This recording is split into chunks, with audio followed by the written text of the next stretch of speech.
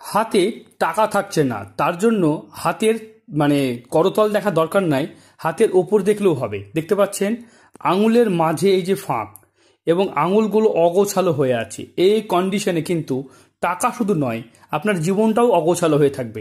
জীবনে কোনো কিছু মনের মতো হবে না, সব জায়গাতে বাধা সমস্যা হবে। কারণ এই যে আঙুলের মাঝে ফাঁক থাকলে টাকা পয়সা অর্থ সম্পদ থাকতে চায় না, এটা অত্যন্ত একটা অশুভ বিষয়।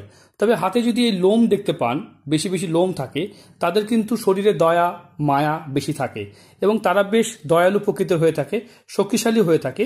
এদের কামবাসনা জায়গাটাও যথেষ্ট সুস্থ সুন্দর থাকে। কিন্তু আঙুলের মাঝে যদি দেখা যায় যে ফাঁক, তাহলে কিন্তু তার অর্থভাগ ভালো হবে না। তখন প্রত্যেকটা হাত আলাদা, প্রত্যেকটা হাতের বিশ্লেষণ আলাদা।